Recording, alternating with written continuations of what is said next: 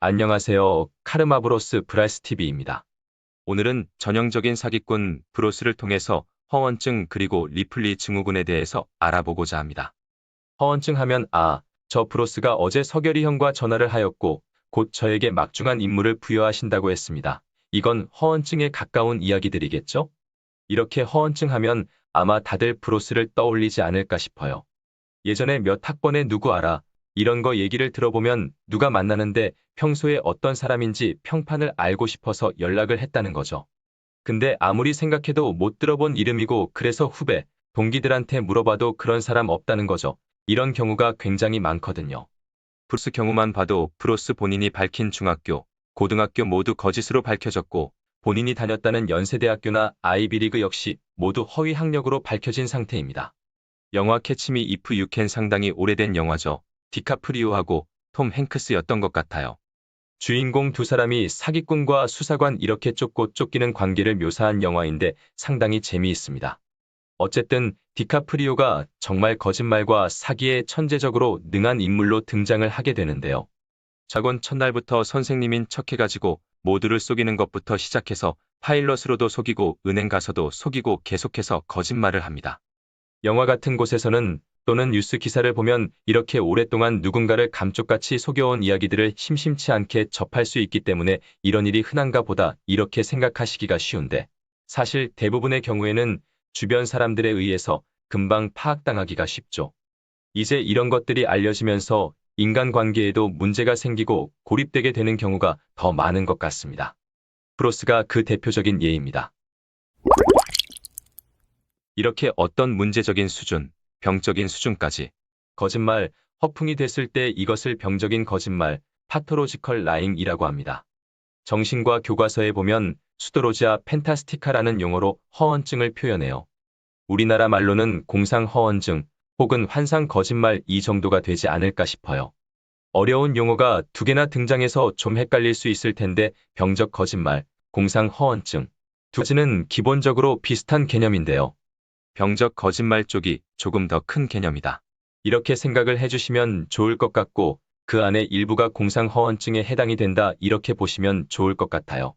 거짓말을 일부는 진실이라고 믿는 수준에 이르렀을 때 그것을 공상 허언증이라고 부른다라는 정도로 알고 계시면 좋을 것 같습니다. 병적 거짓말은 말 그대로 거짓말을 병적으로 사용하는 것, 습관적이고 반복적으로 거짓말을 하는 건데요. 거짓말하는 걸 인식하면서 거짓말을 하기도 하지만 이게 정말로 반복되다 보면 사실이라고 믿는 경우도 생기게 됩니다. 어쨌든 교과서에 병적인 거짓말 설명해둔 부분을 보면 연극성 성격을 가진 사람이 자주 사용한다 이런 부연 설명이 있어요. 아무래도 연극성 성격을 가진 분들은 인정, 관심에 대한 욕구가 굉장히 큽니다. 아까의 예를 가져와서 설명을 하자면 브로스 같은 경우는 컨텐츠를 만들 능력도 없고 학력, 경력 모두 허위의 지식도 없어요. 그러니까 원하는 관심을 못 받아. 근데 내가 우파 정치 유튜버다 하면 아무도 인정을 안 해줘. 그래서 내가 윤석열 대통령을 안다 이러면 얼마나 대단하게 보겠어요. 관심받고 인정받고 싶은 욕구가 크게 작용하고 있는 거고요.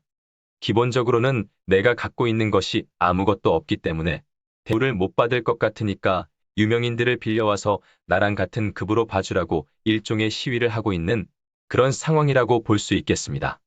뭔가를 이뤄내고 싶은 마음은 큰데 내 능력으로는 안 될 것 같으니까 그런 열등감에 이런 병적인 거짓말을 하게 되는 거죠. 근데 또 이런 연극성 성격뿐만 아니라 반사회성 성격을 가진 사람들도 많이 있습니다. 쉽게 생각하면 자신의 이득을 취하기 위해서 그냥 거짓말을 한다 생각을 하시면 될 것 같고요. 이런 성격을 가진 사람들은 자주 거짓말을 하면서도 어떤 죄책감, 후회, 불안 이런 게 없습니다.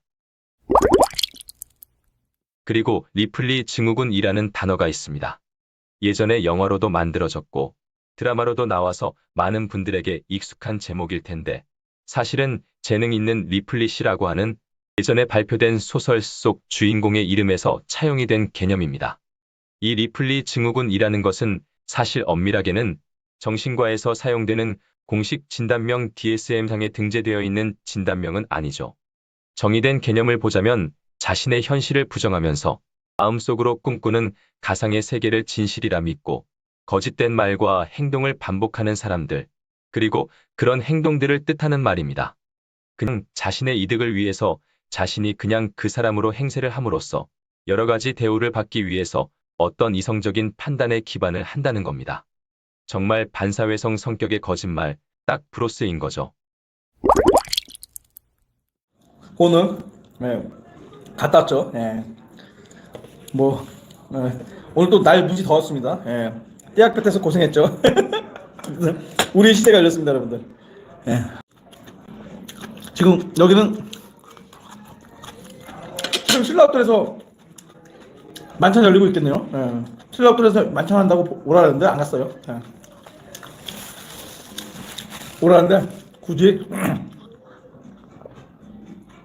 그것도 양복 입어야 되고 또. 예. 그래서 네, 만찬이에요. 지금 만찬 중이에요. 신라호텔에서 영빈관에서. 예. 한 달 전부터 윤석열 초청으로 취임식과 만찬에 참여한다고 돈을 구걸하던 브로스. 참 불쌍합니다. 지금 저희 채널의 한 구독자님의 가족분이 이번 윤석열 정부와 함께하고 계신데요.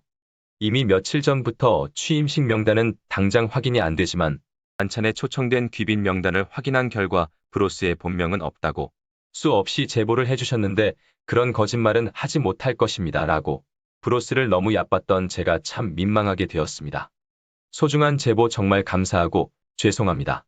병적인 거짓말은 열등감, 자격지심, 낮은 자존감 이런 것들에서 시작되는 경우가 가장 많습니다. 쌤님들은 밝은 미래를 위해서 하루라도 빨리 브로스를 위해 정신과 예약을 해주시고 저희 카르마 브로스 브랄스 TV를 아껴주시는 분들은 오늘도 잊지 말고 신고 꼭 부탁드립니다. 감사합니다. 자, 들어가세요. 전화 드릴게요. 전화 드릴게요. 들어가세요.